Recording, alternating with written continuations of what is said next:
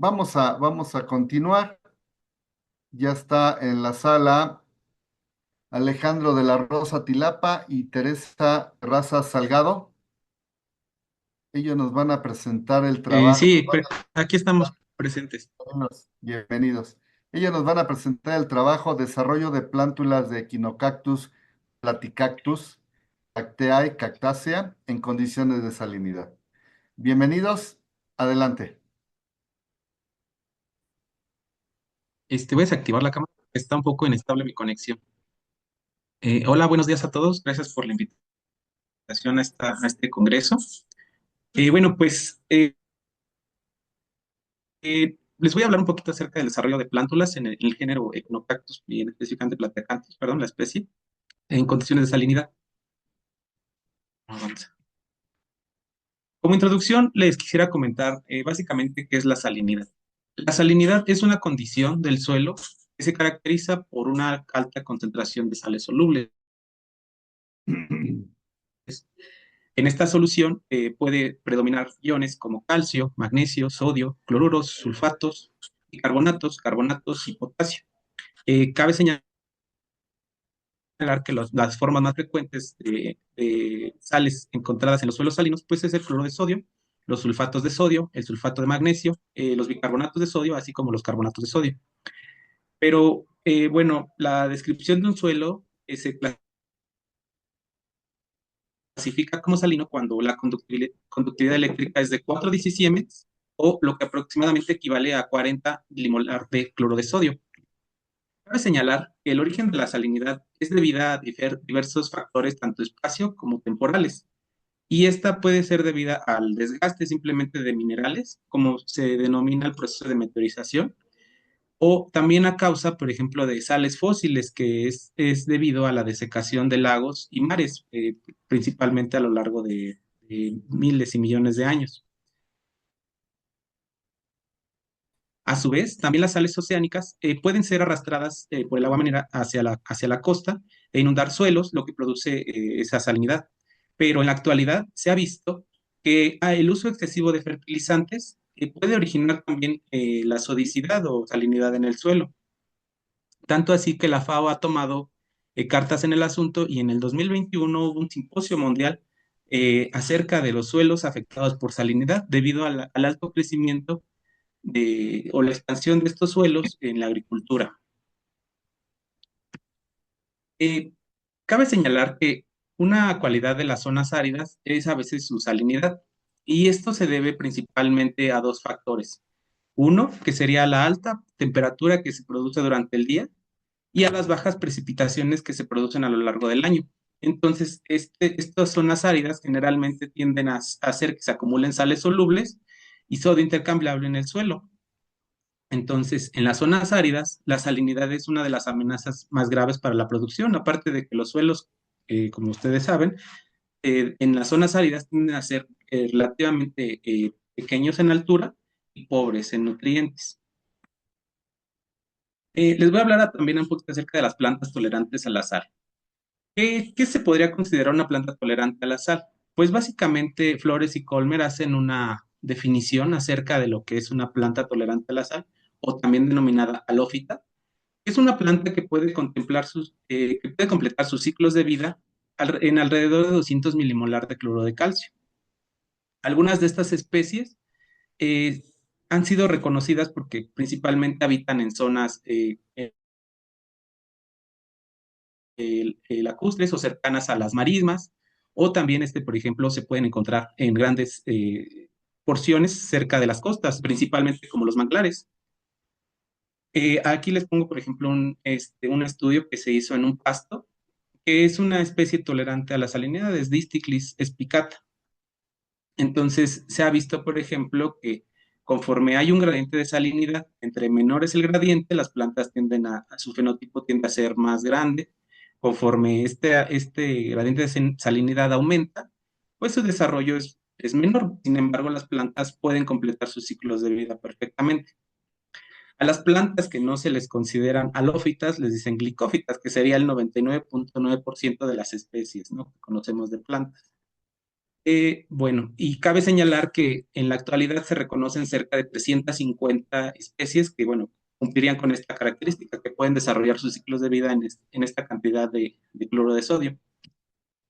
Yo les voy a hablar un poquito acerca del el objeto de estudio, que es Echinocactus plateacanthus, también denominada biznaga burra. Es una planta endémica a México. Su distribución se da principalmente en el desierto chihuahuense y en el valle de Tehuacán, Cuicatlán. Entonces, es una planta que ha sido bastante amenazada debido a la producción de acitrón con ella. Esta planta durante muchos años fue saqueada y sus poblaciones pues mermadas. La Unión Internacional para la Conservación de la Naturaleza la considera como near threat o casi amenazada. Se encuentra también en el apéndice 2 de las CITES y estudios de su ecología hablan acerca de un crecimiento estimado de cerca de 40 centímetros a lo largo de 25 años. Entonces, en la naturaleza es una planta que pues crece muy lentamente y las poblaciones generalmente son mermadas debido a la extracción ilegal de las plantas adultas. ¿Qué efectos anatómicos se conocen del estrés salino? Pues realmente los estudios de los efectos anatómicos son muy pocos. De hecho, la mayoría de los estudios se realizaron en los años 70, 80 y algunos de ellos pues han seguido constantes, sin embargo, siempre se enfocan en especies principalmente que habitan en zonas costeras. Cabe señalar que los efectos que produce la salinidad, por ejemplo, en hojas, son reconocidos como el aumento en la suculencia, es decir, el aumento en el tamaño del parénquima, el cambio en el número y tamaño de los estomas, hay engrosamientos de cutícula, hay ocurrencias tempranas de lignificación, hay inhibición de la diferenciación y cambios en el diámetro y número de vasos del xilema o elementos conductores. Bueno, para introducirles un poquito más acerca de la anatomía de las plántulas en cactáceas, la imagen de su lado izquierdo representa un esquema de, de las semillas, de la germinación de las semillas y en el proceso cómo se va desarrollando. Cabe señalar que cuando una semilla germina, lo primero que emerge es la radícula.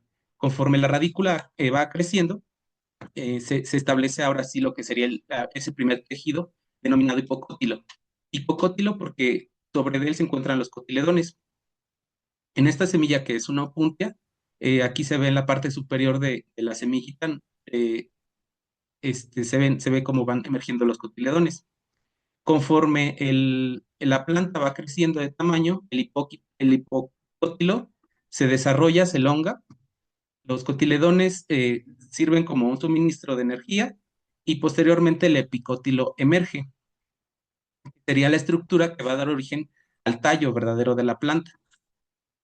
Mm, Cabe señalar que Santiago Sandoval hizo un esquema acerca de cómo sería también en el caso de los tipos de raíces en las plantas. Conforme la radícula emerge, se empieza a diferenciar, se produce un elongamiento de la raíz primaria, enseguida de un crecimiento de raíces laterales de segundo orden y raíces adventicias que se generan cerca o sobre la base de lo que sería el anillo, donde se une la raíz o la primera parte era la raíz con la diferenciación del hipocótilo. El objetivo de este trabajo básicamente fue evaluar la tolerancia a la salinidad en condiciones in vitro a concentraciones de 100 y 200 milimolar de cloro de sodio. Para esto, los objetivos de este trabajo fueron caracterizar el fenotipo de plántulas en Echinocactus plateacanthus y caracterizar a nivel anatómico las plántulas de esta misma especie. Para esto se llevó a cabo el uso de 50 semillas de la colección del Jardín Botánico, donadas por el doctor Salvador Arias del Instituto de Biología. Estas semillas fueron colectadas en Santiago Chazumba, en Oaxaca. Posteriormente se lavaron con cloro comercial al 70% durante 5 minutos. Fueron desinfectadas a su vez en una campana de flujo laminar.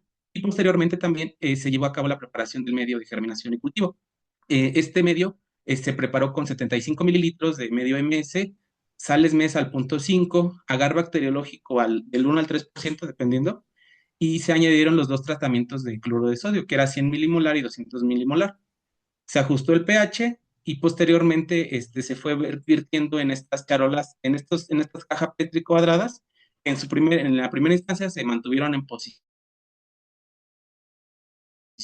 horizontal y posteriormente ya cuando las semillas se colocaron, germinaron, se pararon para que no hubiera diferencia entre el crecimiento y se pudiera estimular el crecimiento como si estuviera en un suelo. Cabe señalar que se mantuvieron las plántulas una vez que germinaron en una cámara de crecimiento en un fotoperiodo de 16 a 8 horas de luz a oscuridad a 28 grados centígrados. Entonces, 45 plántulas fueron tratadas durante 6 meses y se evaluó tanto la emergencia del hipocótilo, el epicótilo y la raíz. Y para esto, pues fue escaneada cada una de estas cajitas fue escaneada cada semana durante los 6 meses en las cajas Petri. Es decir, no se sacaron de su condición. Posteriormente, que pasaron los 6 meses, 5 plántulas por tratamiento fueron sacadas, ahora sí retiradas ya de las de la cajita Petri.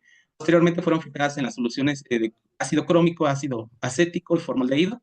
Fueron deshidratadas y bebidas en alcoholes terbutílicos en un procesador automático para posteriormente hacer la inclusión en paraplast. También se hicieron, bueno, ya una vez que estaban incluidas, se hicieron las secciones con un microtomo rotatorio Leica y se tiñeron con safranina verde rápido, se montaron con resina sintética y posteriormente fueron visualizadas en un microscopio BX51 Olympus y una cámara acoplada con un analizador de imágenes y el programa, el software Image Pro Plus de la versión 7. Algunas de estas plantas también fueron tratadas, bueno, se llevaron a una estufa, se seccionaron en mitades, en porciones, y fueron deshidratadas a punto crítico para ser evaluadas en el microscopio electrónico de barrido con el módulo de espectroscopía dispersiva de rayos X para poder evaluar la composición elemental de estos pequeños cristales o estructuras que se encontraran dentro del tallito. Fueron cubiertas por oro bueno, posteriormente ya fueron evaluadas. Entonces aquí en la imagen les muestro la imagen de microscopía electrónica de barrido. En la siguiente sección está, por ejemplo, lo que se encontró, que es básicamente la composición elemental de lo que se está apuntando. Y en cada una de los espectros que se sacaron, pues había un porcentaje de la composición, de cómo está constituida la muestra. Es una técnica cara, de hecho, por eso es muy poquito lo que se procesó de material. Pero básicamente, bueno, con base en este trabajo, pues pudimos encontrar estos resultados. El doctor Ulises Rosas hizo una short communication donde pudo mencionar básicamente los resultados más importantes. Lo que están viendo en su lado derecho es un cuadrito dividiendo cada una de las etapas de crecimiento de las plántulas de Echinocactus. Entonces, el primer nivel sería el control, el segundo nivel serían las plántulas a 100 milimolar y el último nivel serían las plántulas a 200. DAS significa días después de la siembra y lo que está marcado en las flechas es la aparición de las raíces laterales y la raíz primaria. Como podrán ver, en el tratamiento control a lo largo de 181 días, que serían casi los 6 meses, podemos encontrar que el proceso de diferenciación es muy, muy, muy grande. Las plántulas básicamente se desarrollan perfectamente. El hipocótilo se elonga, el epicótilo emerge, e incluso en una pequeña sección se pueden comprobar cómo se encuentran ya las areolas, ¿no? Que van a dar origen a lo que serían las costillas de esta planta. En el tratamiento 100 milimolar, sin embargo, vemos que a lo largo del tiempo existe una reducción del tamaño y de hecho la emergencia del epicótilo es mucho menor. Y a 200 milimolar, básicamente, así como la planta fue trasplantada al tratamiento de 200 milimolar de cloruro de sodio, básicamente la planta se mantuvo y no hubo un crecimiento, lo que indica que la planta es tolerante a la salinidad. Este experimento ha sido llevado a cabo en otras tesis de licenciatura con especies como mamilarias y resulta que en los experimentos las habían puesto a 50 o 100 milimolar y las plántulas mueren en el tratamiento de 100. Sin embargo, en esta planta es una especie tolerante. Cabe señalar que hay un crecimiento limitado entonces en el hipocótilo, conforme hay mayor concentración de cloruro de sodio, parece que no hay una emergencia clara del epicótilo a 200 milimolar y las raíces basales y adventicias permanecen creciendo y lo que le permiten mantenerse tanto anclado y poder tomar los nutrientes o los pocos nutrientes que se encuentran en el suelo. Cabe señalar que la salinidad también ha sido comparada con un proceso de sequía. En cuanto a la anatomía del hipocótilo, tenemos, por ejemplo, en la región, tanto en el control, pues las células se encuentran turgentes, son muy grandes, las paredes son delgadas, todo se encuentra perfectamente, el desarrollo, pero conforme vamos viendo los tratamientos de 100 milimolar y los de 200 milimolar de cloro de sodio, vemos que hay una reducción de las células, del tamaño celular, tanto de las células epidérmicas, hay una reducción también del parénquima empalizada. De hecho, las células, tanto del parénquima empalizada como la región cortical, se encuentran más onduladas que las del tratamiento control. Por ejemplo, también en las células del gilema, en el caso del tratamiento 100 milimolar, esto fue sorprendente porque hubo un mayor desarrollo de gilema. eh, y en el caso del tratamiento de 200 milimolar, pues la reducción del gilema fue bastante obvia, ¿no? En el hipocótilo. En cuanto al epicótilo, que fue tratado bueno, que fue en el tratamiento control, en el tratamiento de 100 milimolar, pues básicamente se encuentran células igual, bien diferenciadas en el tratamiento control. Por ejemplo, vemos que en la epidermis ya empiezan a formar las papilas, que son características también de esta especie. Podemos encontrar el tejido de parénquima empalizada. La región del parénquima cortical o el parénquima de almacenamiento se encuentra bien turgente. Y en este caso se empiezan a diferenciar ya los haces que serían lo que formaría el estele de la planta. La región tanto medular es más amplia y en el caso del tratamiento 100 milimolar, pues vemos en las células se encuentran un poquito más, son ligeramente más pequeñas. Las células empiezan a tener también una pequeña ondulación, aunque no es tan marcada, pero por ejemplo, el desarrollo del gilema también es mucho más, bueno, mucho menor, y la región medular, de hecho, se encuentra menos desarrollada que en el tratamiento control. En cuanto a la raíz, pues tenemos básicamente que hay un menor desarrollo del gilema y el floema, ¿no? Entonces, en el tratamiento control vemos un desarrollo relativamente normal. Hay células relativamente grandes en el gilema.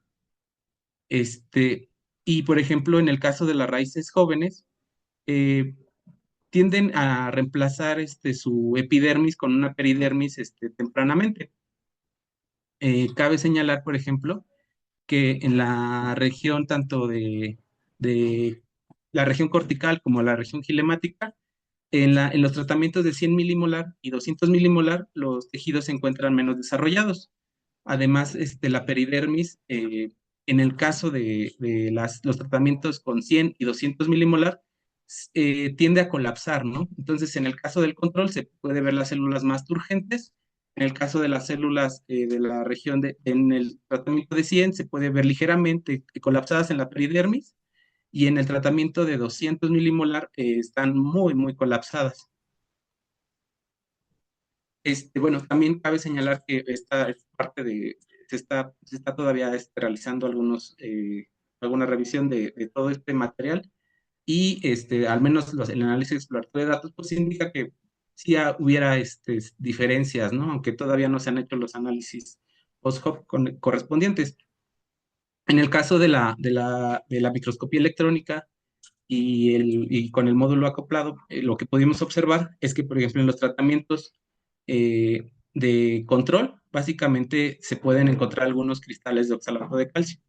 Sin embargo, en el tratamiento 100 y en el tratamiento 200 es posible encontrar cristales de sal. Básicamente, la detección de sodio y cloro es bastante alta en estos últimos dos tratamientos. Entonces, como conclusiones tenemos que pues, se describe por primera vez la anatomía de la raíz, el hipocótilo y el epicótilo para Echinocactus plateacanthus bajo un proceso de estrés salino. Cabe señalar que Echinocactus plateacanthus es tolerante a 200 milimolar. Sin embargo, pues, no puede considerarse una especie halófita porque, como vieron, pues el crecimiento es limitado, ¿no? Pero pareciera ser que esta especie pudiera estar adaptada a estas condiciones de salinidad y conforme en su hábitat natural pudiera llegar la lluvia y disolver parte de estas sales, la planta pudiera seguir creciendo. Entonces es básicamente, o podría ser un parte de su proceso natural de crecimiento, ¿no? Y bueno, entonces a mayor salinidad es menor el desarrollo fenotípico de los individuos, como sucedió también en el pasto, del que les enseñé al principio. Las células de la región cortical del tallo son las que sufren principalmente el proceso de encogimiento y se produce una ondulación en las paredes celulares, similar también a lo que les comentaba, a lo que se producen los fenómenos de sequía. Las raíces, lógicamente, desarrollan tanto un menor número de tejido, así como en el caso del tejido conductor, que sería el gilema, y en el y la peridermis específicamente a mayor concentración pues colapsa, ¿no? Y básicamente también se pueden encontrar cristales en la concentración de 200 milimolar de cloruro de sodio, de un tamaño aproximadamente de 5 micrómetros. Bueno, pues no me queda más que agradecer a todas las personas que han colaborado en este proyecto, al doctor Ulises Rosas López por el uso del laboratorio de anatomía, el laboratorio de raíces del Instituto de Biología, al biólogo Antonio Lara, que también ha colaborado con nosotros, a la doctora Alicia Rojas por el apoyo en el procesamiento de algunas muestras de las secciones, y al doctor Samuel Tehuacanero del Instituto de Física por el apoyo para el manejo del microscopio electrónico de barrido. Sería Excelente. todo. Y alguna duda o comentario, también me lo pueden hacer llegar. Aquí está mi contacto, mi correo electrónico. Básicamente, si necesitan algo de información, pues con gusto se las proporciono. Excelente, maestro. A mí me apasiona esto de las cactáceas y bueno, estamos sobre tiempo, pero platicaremos por el chat y invito a los asistentes. Si tienen alguna pregunta, anótenla en el chat y le pediríamos al maestro Alejandro que la conteste para dar continuidad en tiempo a nuestro programa. Muchísimas gracias. Por medios electrónicos te haremos llegar la constancia correspondiente. Muchas gracias, doctor Gustavo. Aquí estamos pendientes.